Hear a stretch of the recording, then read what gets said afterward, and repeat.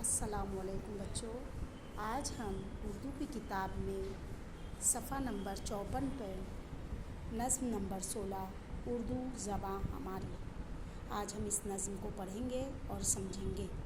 بچوں، آپ لوگوں کو میں نظم پڑھ رہی ہوں، دھیان سے سننا ہے۔ کیسی ہے پیاری پیاری اردو زباں ہماری، پھولوں کی جیسے کیاری اردو زباں ہماری، بھارت ہے اس کا مسکن، بھارت ہے اس کا گلشن، بھارت کی ہے دلاری اردو زباں ہماری۔ ہندو بھی بولتے ہیں، مسلم بھی بولتے ہیں، لگتی ہے سب کو پیاری اردو زباں ہماری۔ جھڑتے ہیں پھول منہ سے، گھلتا ہے رس فضا میں، جب ہو زباں پہ جاری اردو زباں ہماری۔ پھولے پھلے ہمیشہ سارے جہاں میں یا رب، ہو ہر زباں پہ جاری اردو زباں ہماری۔ اس کو لکھنے والے شاعر ہے حافظ باقوی۔ انہوں نے یہ جو ہے نظم لکھی ہے ہماری اردو زبان کے بارے میں۔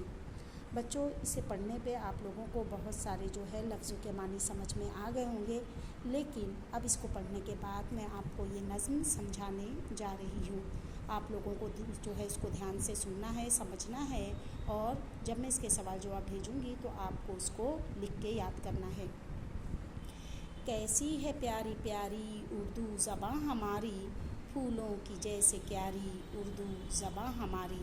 بچوں، یہاں پہ اردو زبان کو کس چیز سے مشابہت دی گئی ہے؟ پھولوں سے۔ جیسے ہمیں پھول، کوئی بھی جو ہے پھول، چاہے وہ گلاب کے ہو، موگرا، چمپا، جوہی، چمیلی، جو بھی پھول ہے وہ ہم کو جیسے پیاری لگتی ہے، اچھی نظر آتی ہے، اس کی خوشبو ہم کو بھاتی ہے، ایسے ہی شاعر نے یہاں پہ اردو زبان کو پھولوں سے تشبیہ دی ہے۔ کیسی ہے پیاری پیاری اردو زباں ہماری، یعنی ہماری اردو زبان کتنی اچھی ہے، کتنی میٹھی ہے، اس زبان کے بولنے میں کتنی چاشنی ہے، مٹھاس ہے۔ پھولوں کی جیسے کیاری اردو زباں ہماری، یعنی جیسے پھول کی باغوں میں کیاری ہوتی ہے اور ہر پھول دکھنے میں کتنے خوبصورت، رنگ برنگے، اچھے اچھے، اس کی خوشبو ہم کو اچھی لگتی ہے، پیاری لگتی ہے، ایسے ہی ہماری اردو زبان بھی ہم کو بہت اچھی لگتی ہے، پیاری پیاری ہے، اس کی جو ہے خوشبو میٹھی میٹھی ہے اور بولنے میں ایک چاشنی نظر آتی ہے۔ بھارت ہے اس کا مسکن، بھارت ہے اس کا گلشن، بھارت کی ہے دلاری اردو زباں ہماری۔ اب بچوں، مسکن یعنی گھر، بھارت جو ہے کس کا مسکن ہے؟ جی ہاں، ہماری اردو زبان کا گھر ہے۔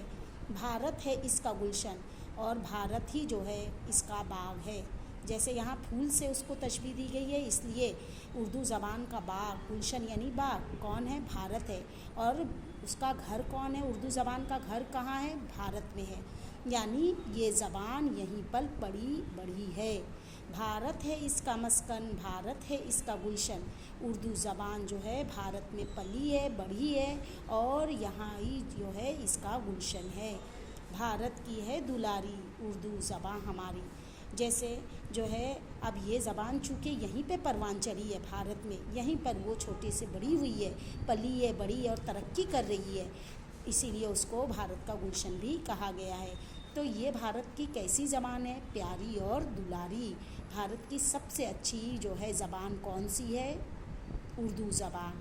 تو اسی لیے اس کو جو ہے کہا گیا ہے کہ بھارت ہے اس کا مسکن، بھارت ہے اس کا گلشن، بھارت کی ہے دلاری اردو زبان ہماری۔ ہندو بھی بولتے ہیں، مسلم بھی بولتے ہیں، لگتی ہے سب کو پیاری اردو زبان ہماری۔ اب بچوں، ہمارا بھارت جو ہے وہ الگ الگ مذہب اور جو ہے مذہبوں کا گہوارہ ہے۔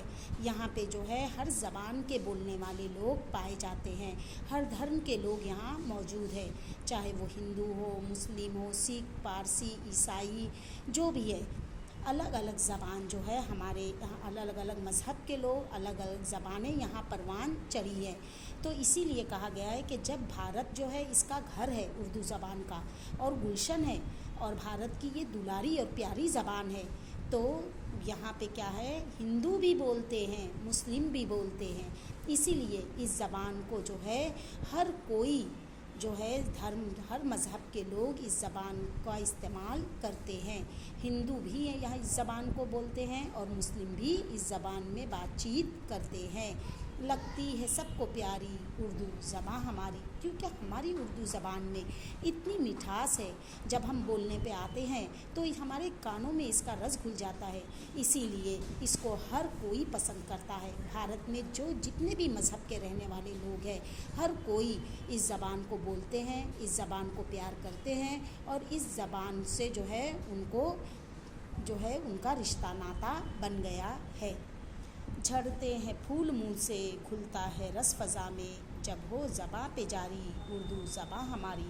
بچوں، جب ہم اردو زبان کا استعمال کرتے ہیں، اردو بولتے ہیں، تو ایسا لگتا ہے کہ ہمارے منہ سے اردو زبان نہیں نکل رہی، بلکہ ہمارے منہ سے پھولوں کی برسات ہو رہی ہے، اور اس کا رس جو ہے پورے فضا میں، یعنی ہمارے آس پاس کے ماحول میں گھل جاتا ہے، اور ہر کوئی سننے والا اس کو بہت ہی دھیان سے، اس کو بہت یکسوئی سے سنتا ہے.